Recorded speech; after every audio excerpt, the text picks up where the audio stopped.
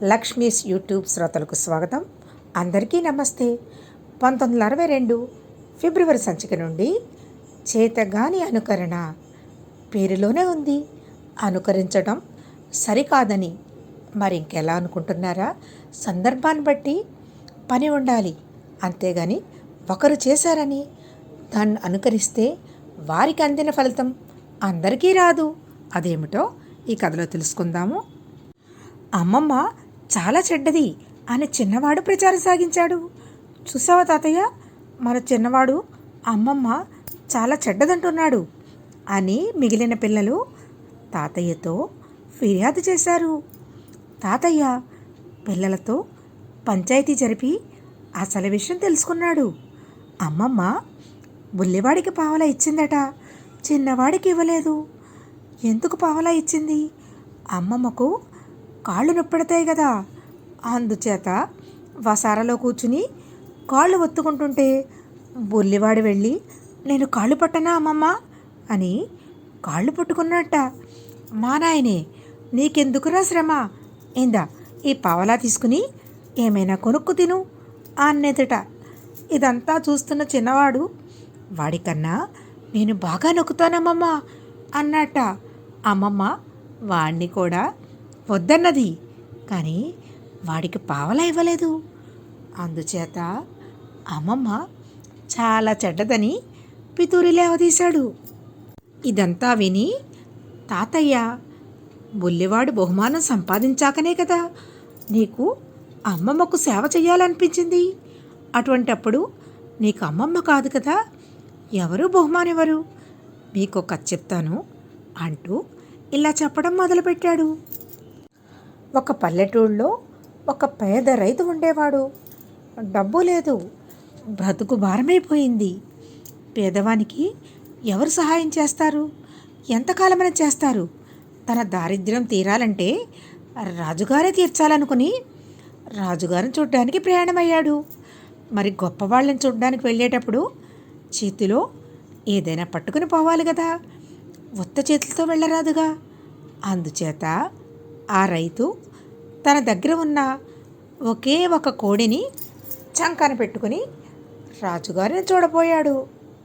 రైతుకు రాజుగారి దర్శనం లభించింది.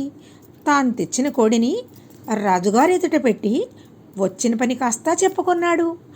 అంతా విని నవ్వుతూ ఆ రైతుని ఏడిపించడానికి రాజు ఇలా అన్నాడు, నువ్వైతే ఈ కోడిని తెచ్చి ఇచ్చావు, కానీ నేను, నా భార్య, ఇద్దరు అబ్బాయిలు అంతా కలిసి 6 ఉన్నాం కదా, ఈ కోడిని ఎలా పంచుకోవటం అని అడిగాడు.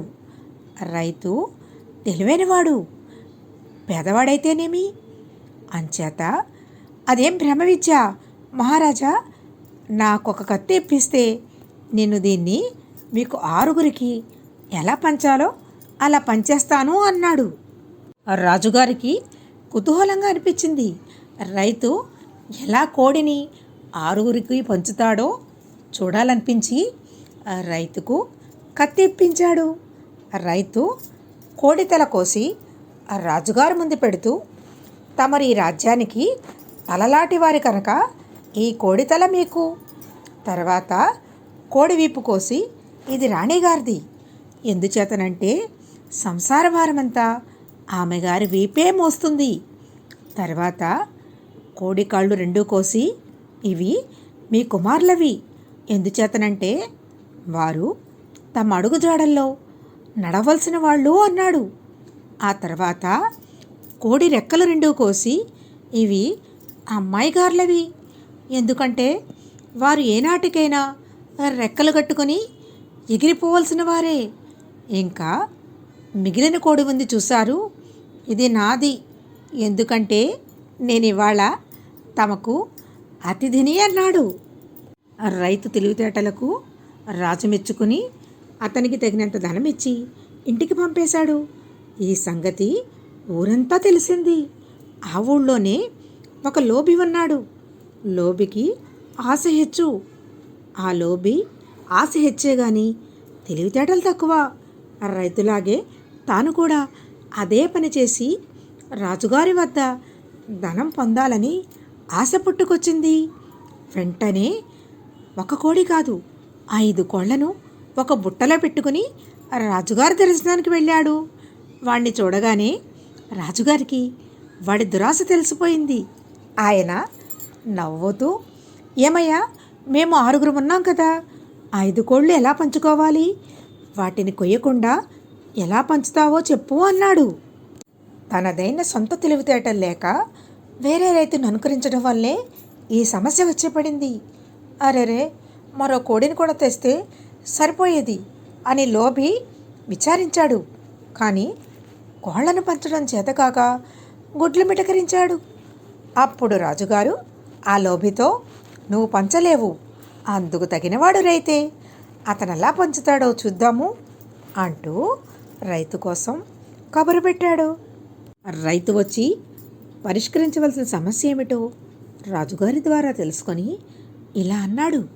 ఈ 5 కోళ్లను ఎలా పంచితే బాగుంటుందో నేను చెప్తాను. తమరికి రాణిగారికి కలిపి 1 కోడి, మీరిద్దరూ అదే కలిసి 3 అవుతారు. మీ 2 అబ్బాయిలకు 1 కోడి, ఆ 2 ఇది కలిపి 3 అవుతారు. అదేవిధంగా మీ 2 అమ్మాయిలకు 1 కోడిని ఇస్తే వారు అది కలిసి 3 అవుతారు. పోతే ఇంకా 2 కోళ్ళు మిగిలాయి, అవి నేను కలిపి 3 అవుతాము. అందుచేత అవి నావి అన్నాడు. ఈ పంపకం చూసి లోభి నిర్ఘాంతపోయాడు. రాజుగారు లోభి చూస్తుండగానే రైతుకు 2 కోళ్లతో పాటు బోలెడంత ధనమిచ్చి పంపించాడు. డబ్బు పోయి దుమ్ము పట్టి అంటే ఇంతే కదా, తెలివి ఒకరు సొమ్మా అని అంటారు మన పెద్దలు, అంతే కదా, తెలివి లేకపోతే జరిగేది ఇంతే. కథ కంచికి మనం ఇంటికి. ఈ కథ మీకు నచ్చినట్లయితే లైక్ చేసి షేర్ చేయండి మీ ఫ్రెండ్స్కి, రిలేటివ్స్కి. నా ఛానల్ ఇంకా సబ్స్క్రైబ్ చేయని వారు వెంటనే సబ్స్క్రైబ్ చేయండి. పక్కనే ఉన్న బెల్ ఐకాన్ ట్యాప్ చేసినట్టయితే వీడియో అప్లోడ్ చేయగానే ముందుగా వినటానికి నోటిఫికేషన్ వస్తుంది. ధన్యవాదములు.